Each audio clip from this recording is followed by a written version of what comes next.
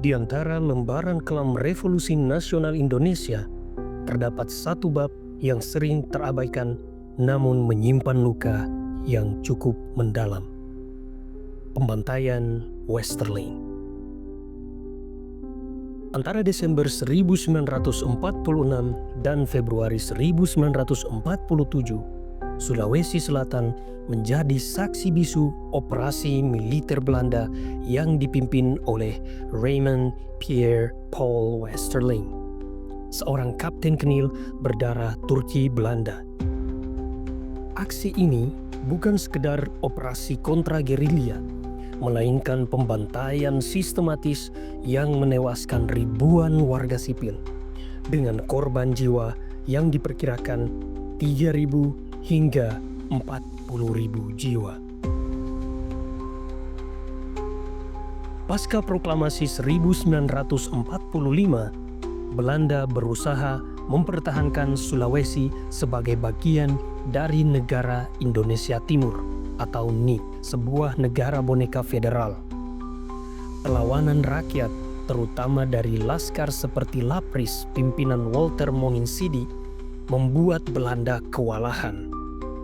Situasi kacau ini memicu kedatangan Westerling yang ditugaskan untuk memulihkan ketertiban dengan cara yang brutal.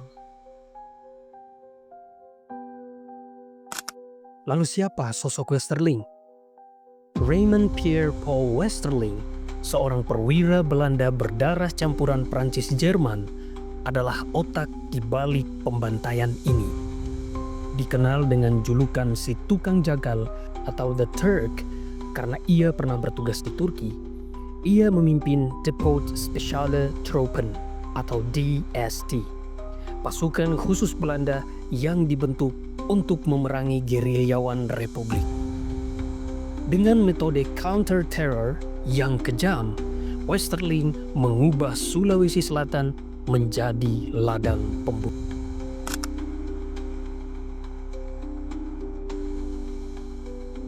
Dalam metode teror yang ia gunakan sebagai senjata, Westerling menerapkan yang namanya standrecht atau pengadilan kilat di tempat dengan pola yang khas. Yang pertama yaitu ia melakukan pengepungan di desa-desa. Pasukan DST atau Depot Speciale Troepen mengepung desa di malam hari lalu mengumpulkan warga di lapangan terbuka. Yang kedua, ia menjalankan seleksi arbitrer di mana tanpa pengadilan Westerling memilih korban berdasarkan informasi intel atau sekedar prasangka. Mereka yang dicurigai sebagai pejuang atau simpatisan Republik dieksekusi di tempat yang biasanya ditembak atau Yang ketiga, yaitu ia melakukan pemaksaan sumpah setia. Korban-korban yang selamat pada saat itu dipaksa bersumpah setia pada Belanda dengan mengucapkan janji di atas Al-Quran.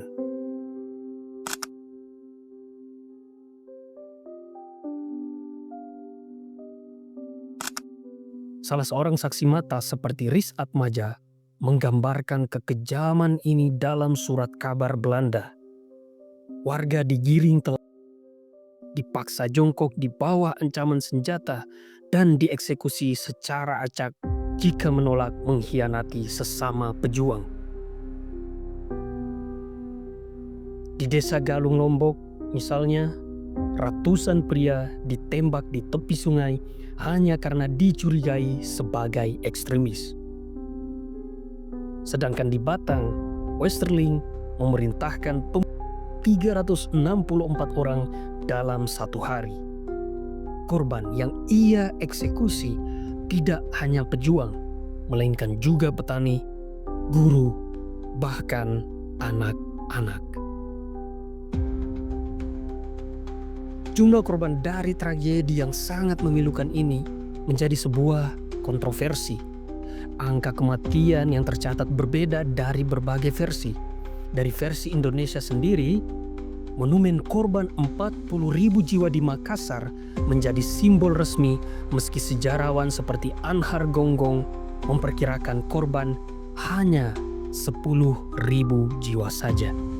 Sedangkan dari versi Belanda, pemerintah Belanda mengaku hanya 600 sampai 3.000 orang yang tewas, sementara Westerling dalam autobiografinya menyangkal tanggung jawab atas jumlah korban yang terbilang besar.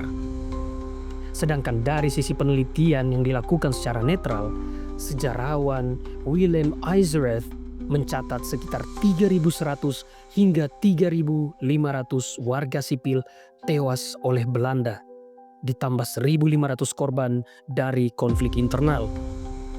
Di sisi lain, baru pada tahun 2013 pemerintah Belanda menyampaikan permintaan maaf secara simbolis.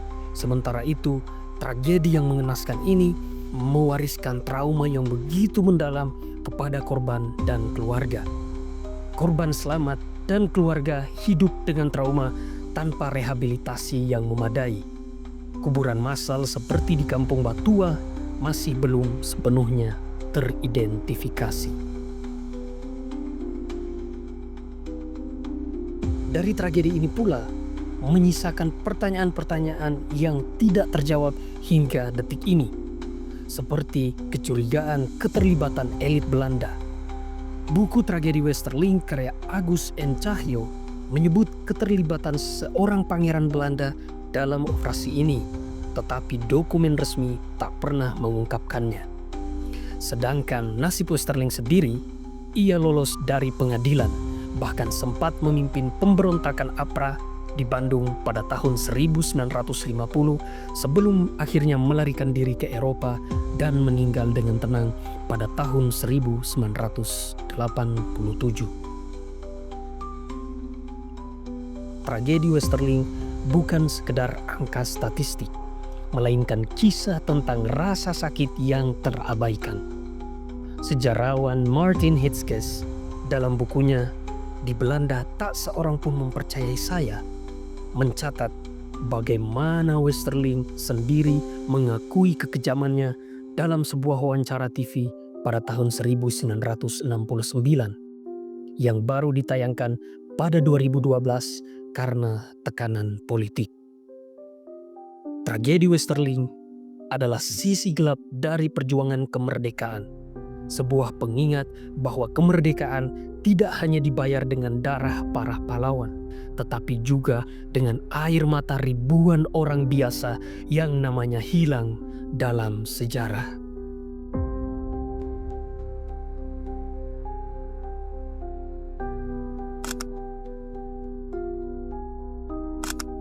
Dalam bayangan revolusi, kita sering melupakan bahwa setiap angka statistik adalah manusia dengan cerita. Mungkin dengan mengurai ingatan tentang Westerling, kita tidak hanya berdamai dengan masa lalu, tetapi juga belajar untuk tidak mengulanginya. Sejarah yang disembunyikan adalah luka yang tidak pernah sembuh. Pramudia Anantatur.